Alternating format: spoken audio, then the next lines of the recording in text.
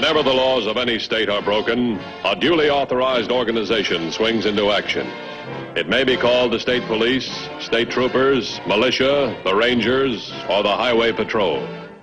These are the stories of the men whose training, skill, and courage have enforced and preserved our state laws.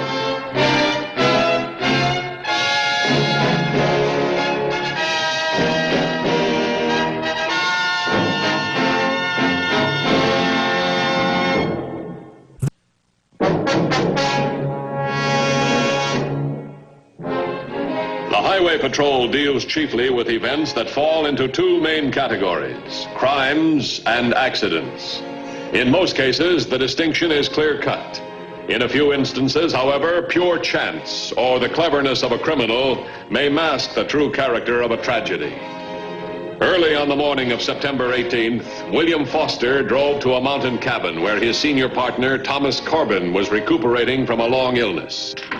Oh, it's you. Surprised you, didn't I, Tom? I decided last night to come up and see how you're getting along. Well, come in.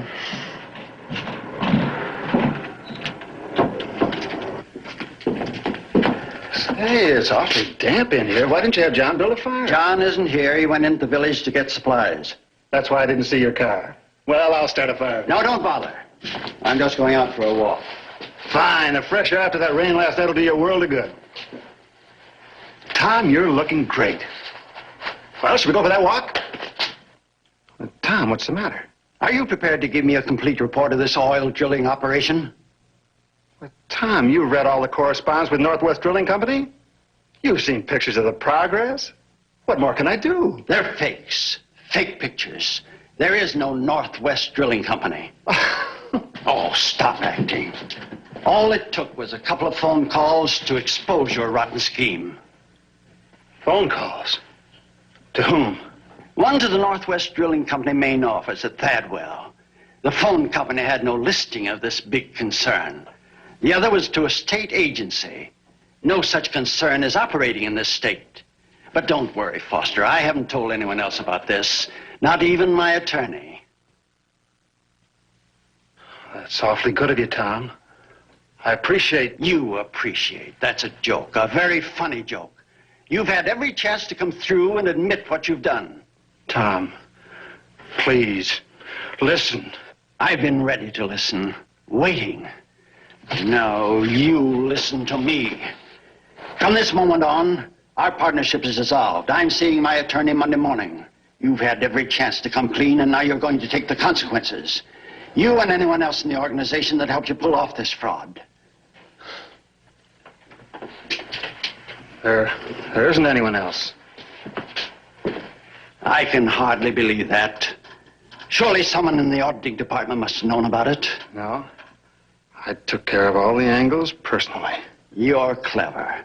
Now I'm going to tell you just how clever you are. For the sake of a few $1,000s, you've cheated yourself out of the chance of inheriting $1 million business. In my will, my daughter was to receive half the profits of the company. You the other half. And complete control of the firm. But Monday, I'm changing that will. Tom, I'll make it good. Give me another chance. Get out.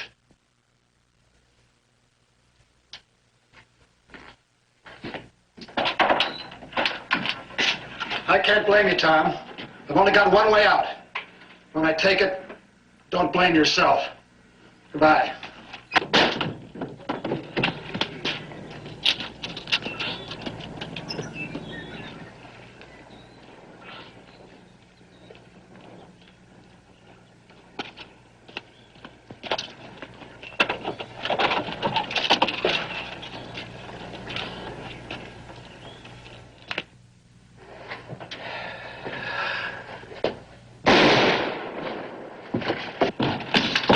Bill!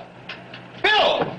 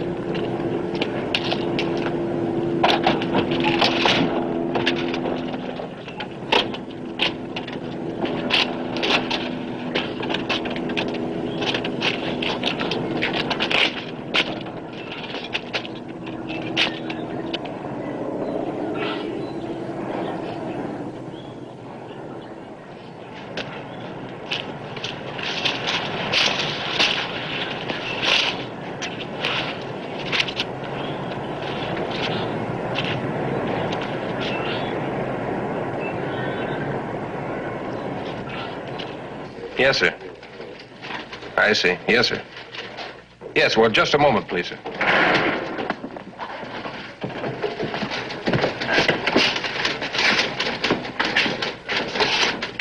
A man named William Foster says he shot his partner. He's pretty upset. He's on fire. Thanks. It's Matthews. All right. Take it easy now, will you? Look, you sure the man's dead? No, I understand. Yeah, I know. It's an accident. Oh, where are you now? You're at a grocery store where? Crown Ridge Highway, 1 mile east of Sutter Flats. All right, wait for us there.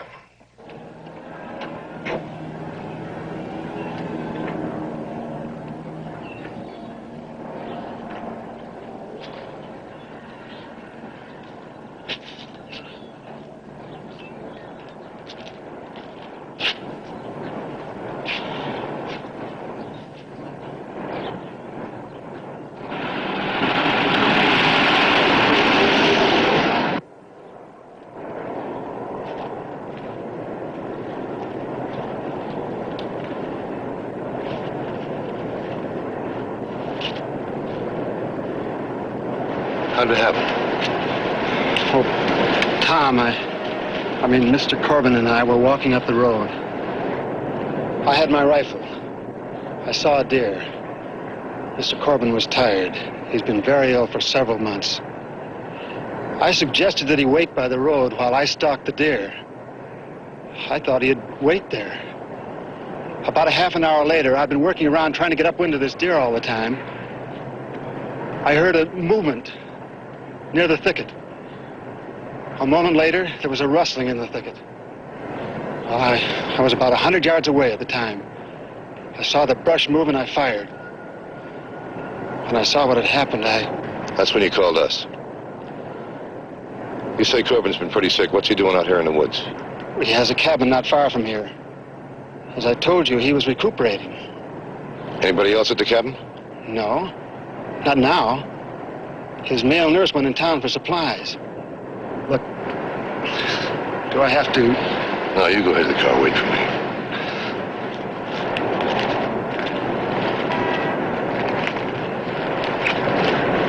What do you think?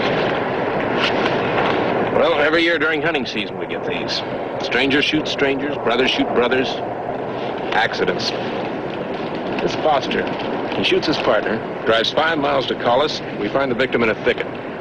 Suppose he hadn't called us. How long would it have taken us to find Corbin? Weeks, maybe months, maybe never. You wait here for the ambulance.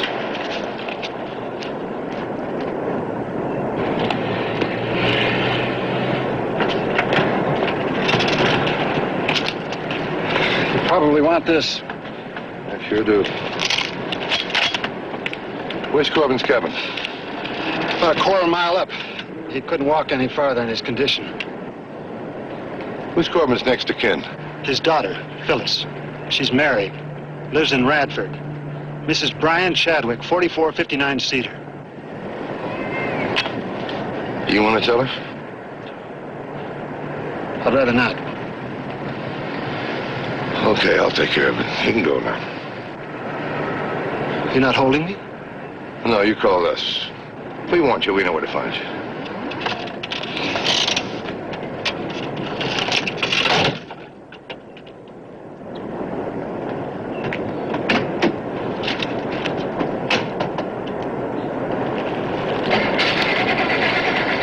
Miss Graham, you'll probably be getting inquiries from the newspaper reporters. You have? Uh-huh. You did exactly right, thank you. Now, please listen carefully. I'm on my way into the office.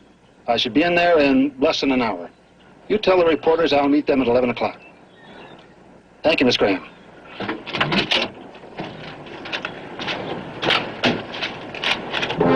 After the ambulance and laboratory experts arrived at the scene of the supposed accident, the Highway Patrol proceeded to carry out the painful but necessary duty of informing the victim's daughter, Phyllis Chadwick.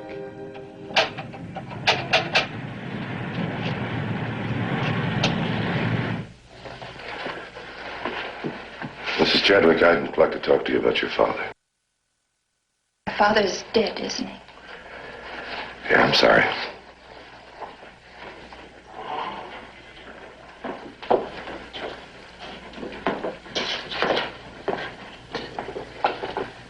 I thought he was getting better. You see, he was shot. No. It was an accident, a hunting accident. A hunting accident? Tell me, how well do you know William Foster? Not very well, actually. Why do you ask? Foster reported the accident. He said he was out deer hunting, heard a noise in the thicket, and he fired. He thought your father was quite a distance away. I can't believe it. What was my father doing out there? Well, he'd gone for a walk with Foster, and Foster had his rifle with him. My father never went hunting in his life. He wouldn't even go around with anyone who carried a gun. He couldn't bear to see any living thing killed. You sure of that? I guess I just don't want to believe it happened. It's just too horrible to think about. They were such good friends.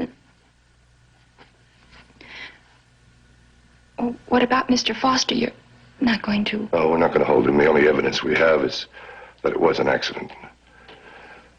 Thanks very much for your cooperation. We'll be in touch with you again. Of course, Mr. Matthews.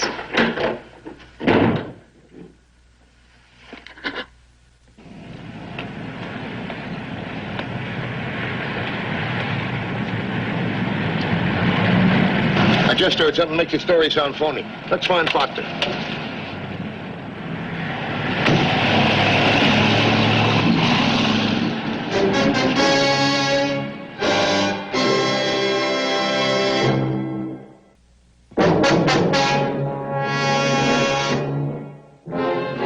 The absence of other witnesses or contradictory evidence left the Highway Patrol with no reasonable alternative but to accept the admission of William Foster that Corbin's death was accidental. However, the later questioning of Corbin's daughter gave the Highway Patrol cause to doubt the accuracy of Foster's account of the tragedy. Matthews informed William Foster that Corbin's daughter had been told the circumstances of her father's death. She must be very bitter towards me. Well, as a matter of fact, she is, and she said you and Corbin were great friends. We were. I owe Tom Corbin a great deal. Did you go hunting together often? No. I usually went alone. Corbin didn't approve of hunting. Well, if he didn't approve of hunting, what'd you take your rifle along for? I like the feel of a gun in my hands, Mr. Matthews. Or rather, I did. And I certainly didn't expect to see a deer. Well, I won't bother you anymore. Perfectly all right. Please tell your men they're welcome at any time.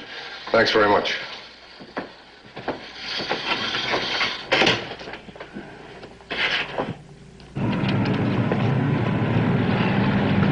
Tell him a straight story. You can't Corbin into going along with him. Well, you figure he's clear then? Well, let's figure a coroner's jury would say negligence.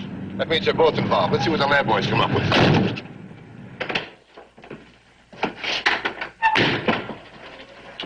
I've triple-checked those figures, but if you want, I'll go over them again with you. No, thanks. Bill, you've been through an ordeal. Why don't you go on home? I can handle things here. Thanks. I'd rather keep busy. Sure. I understand. Oh, I've promised Mr. Matthews full cooperation. They may want to check the books. Anything you say. Here's a medical report.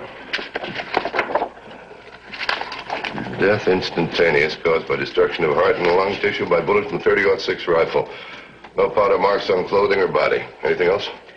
Nothing conclusive, but the lab did run into something a little puzzling. And what? There was mud on the victim's face, jacket, and pants, and on the soles and toes of his shoes. There has to be mud around there. After all, we waded through it. But Corbin's soles, the insteps were dry, almost clean. The question is how? Yeah, I know. How did Corbin walk through without getting any mud in his shoes? He must have been carried there. Any other marks or injuries on him? Nothing. Why, then he was carried. But Foster admits the shooting. Nobody knew he was up at the cabin. Why didn't he just leave the body in the thicket and get away? Why don't we let him tell us? You gonna bring him in? No, not yet. No jury'd convict him on circumstantial evidence. We need a motive.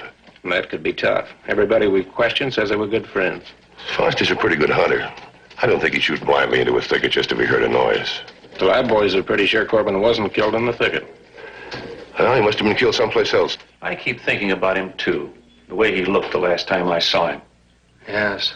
It was about a month ago. We went out to his home with some contracts. No, this was just recently, when Corbin came in the office. Tom was in the office? When? Wednesday. I remarked then how well he looked. He asked for you, but you were out. He wanted to see some of the books and look at the correspondence on the Northwest Drilling Project. Did he make any comment? No, but he took some of the records out of the office with him. Have they been returned? He intended to study them up at the cabin over the weekend. That isn't a very safe place for them, an empty cabin. I suppose not. I'll send up for them right away. I'll go. I know the layout.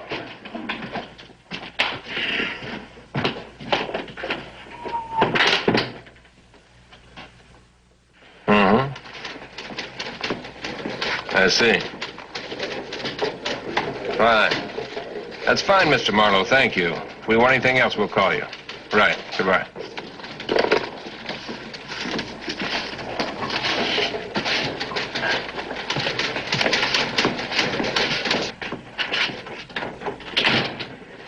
I just talked with Corbin's attorney and Mr. Marlowe. Very cooperative.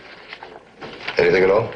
Corbin and Foster were very good friends. In fact, Corbin recently revised his will, leaving everything to his daughter and William Foster. When the will's probated, Foster will assume complete control of the firm. Well, that could be the motive. But Marlowe was quite insistent that Foster did not know about the will. He claimed Corbin wanted it kept secret till he could tell Foster himself, which he was going to do when he was well enough to return to the office. Well, maybe Corbin told Foster about it after all.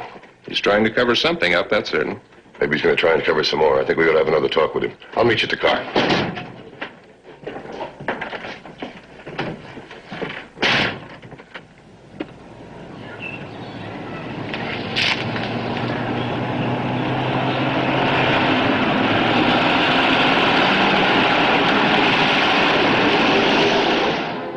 Dan Matthews was informed by the controller that William Foster had left on business. Again, Matthews was assured that the two partners had no personal or business disagreement. And when did you last see the two of them together? Together? Mm-hmm. About a month ago. Then there's nothing that you know of that's come up recently. Not positively, of course. But I see Mr. Foster every day, and if there was any trouble, I'd know. You haven't seen Corbin in what, about a month? He was in just the other day. I had occasion to go over some figures with him for about an hour. There was no indication of any difficulty then. Well, Foster tells me that Corbin hasn't been in the office in weeks. Oh, Mr. Foster was out of the office at the time. He evidently didn't know about Corbin's visit until just a while ago. That's why Mr. Foster's gone back up to the cabin. Oh, he's up there now? He's on his way. You see, I gave Mr. Corbin some papers and correspondence to study over the weekend. And Foster went after him. Why, yes. They represented a rather sizable investment, and Mr. Foster and I didn't feel that a deserted cabin was a safe place for them. Foster's up there alone? Yes, put him on. Excuse me. Sure. Yes, this is Mr. Edwards speaking. May I help you? Well, the bank's records must be in error. We never permit that account to drop below the minimum. Just a moment. I had occasion to check the records on that account just today. There is on deposit over $6,000. A cash withdrawal of $4,000? By whom? Oh, by Mr. Foster. Oh, I see, yes. Well, thank you very much. I'll arrange a transfer deposit from another account Monday morning. Thank you. Excuse the interruption, Mr. Matthews. Was there anything else? No, that'll be all. Tell Foster I was here, will you? I certainly shall. Thanks very much.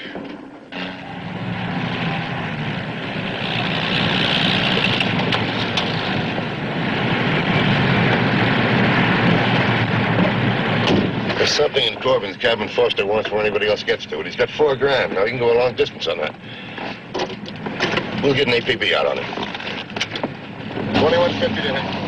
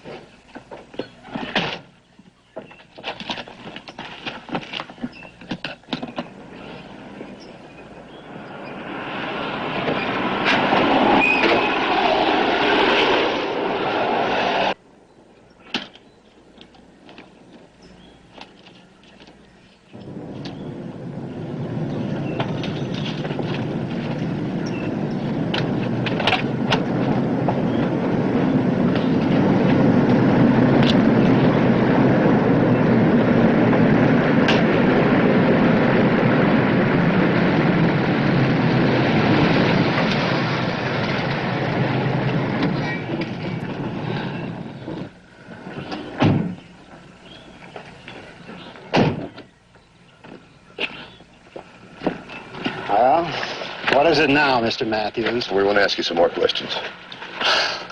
I promised to cooperate, but honestly, this continued harassment. I'm sorry. I guess you understand. I've been under quite a strain. Yeah, sure, we know. I came up to pick up some business correspondence and some records. Do you mind giving them to us? Well, really, they're of no significance to anyone outside the firm. They're merely records I didn't want anything to happen to. We'll make sure nothing happens to them. All right. You're in the front seat.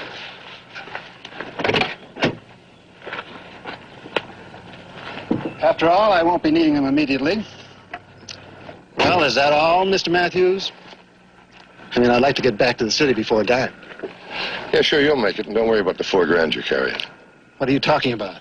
We're trying to figure out how Corbin could have walked through the mud and kept his shoes clean.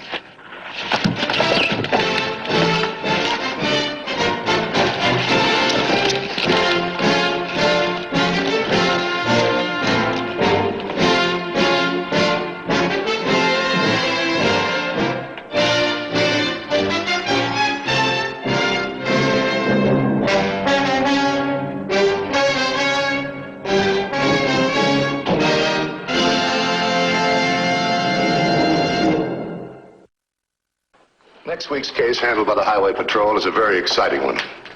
We hope you'll be with us. Until then, remember, the careless driver isn't driving his car. He's aiming it.